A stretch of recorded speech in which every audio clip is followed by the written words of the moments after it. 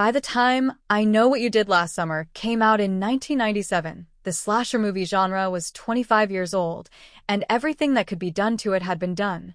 It had arisen from ragtag nightmares like The Last House on the Left, 1972, out of the crude raw compost of the drive-in/grindhouse world of the early 70s.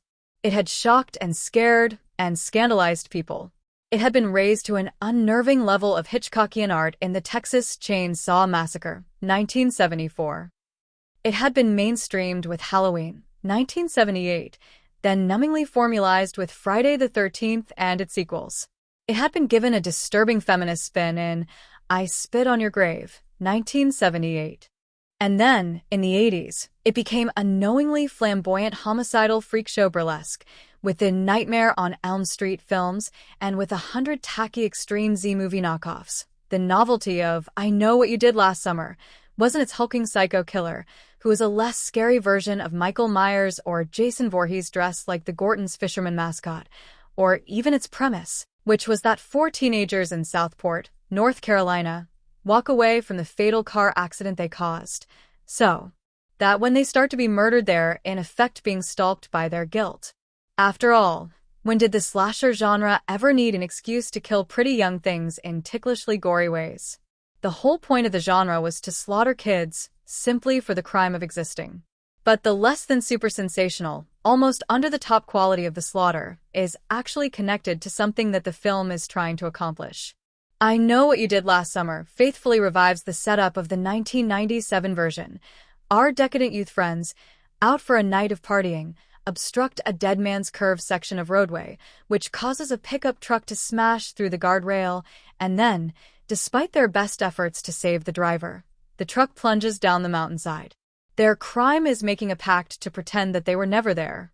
What's different this time is that with the slasher stuff staged in a restrained way, the movie plays as even more of a whodunit. There's a conspiracy related to the first film. The murders back then made property values plunge, but now Southport has been gentrified and turned into the Hamptons of the South, so the powers that be want to bury any memory of what happened 28 years ago. The new wealth is the real theme here. That's what the characters are really being punished for. Over the July 4th weekend, Danica, Madeline Klein, an insanely entitled princess with a full-time therapist and meditation regimen, is having her bridal shower. Danica's bestie, Ava, Chase Way Wonders, is more important to her than her fiancé, Teddy, who's a hip-hop Abercrombie jerk, though Tyreek Withers makes him weirdly likable.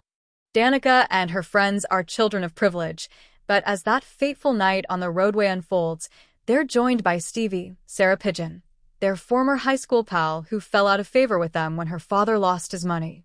This will figure into everything. Robinson draws on influences from Scream to Bodies, Bodies, Bodies, and she comes up with one wild card character, an omnisexual goth horror podcast host played by the musician/model Gabriette Bechtel. The film is built on our desire to see the killer unmasked, which takes it down from the mythological level of so many slasher films. He's not wearing a mask, but he's always in shadow. I appreciated that Robinson was actually trying to make a real movie out of all this. Yet it's not a real movie. It's a concoction impersonating one.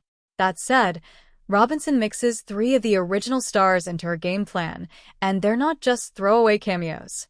Jennifer Love Hewitt returns as Julie James, who is now a traumatized law professor. Freddie Prinze Jr. plays Ray Bronson as a local bar owner who carries around a brooding resentment. In his salt and pepper hair, Prinze evokes Frank Langella, and he's a much more interesting actor than he was before, and Sarah Michelle Gellar shows up in a dream sequence, with her weirdly relatable hauteur terrifically intact. Do we care about any of the characters? Not a bit.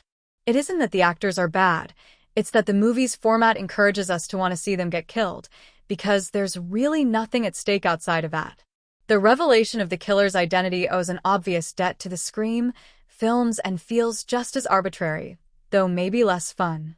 If nothing else, I Know What You Did Last Summer delivers on the nostalgic promise of its title, but that's a qualified compliment. The film should have been called I Know What You Saw at the Megaplex Last Century, and you're still seeing it.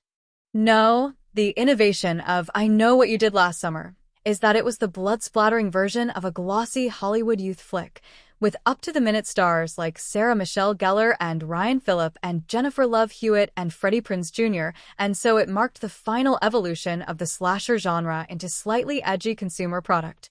The film was as watchable as it was forgettable, not better than that, not worse.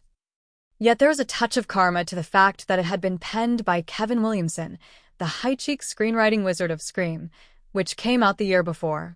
In Scream, Williamson sliced and diced the slasher genre itself, revealing that its audience was totally in on the joke of how much smarter they were than just about every one of these movies.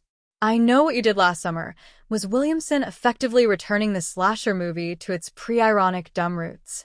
So, what is there left for a remake of I Know What You Did Last Summer to do? The slasher genre is now 50 years old. It's a form that has been hard to play straight for 25 of those years, though David Gordon Green's Halloween franchise tried, even if he ultimately enjoyed less success than the makers of the recent Scream sequels. The first thing you notice about the new I Know What You Did Last Summer, which plays it very straight, is that there's nothing especially grabby or unsettling about the killings. It's the same killer we remember from the 1997 version and its sequel, the fiend in his fisherman's cap and slicker and boots, wielding that fisherman's hook. As staged by director Jennifer Caitlin Robinson, the murders aren't notably scary or extreme. Though the film is rated R, it feels like it could have been PG-13.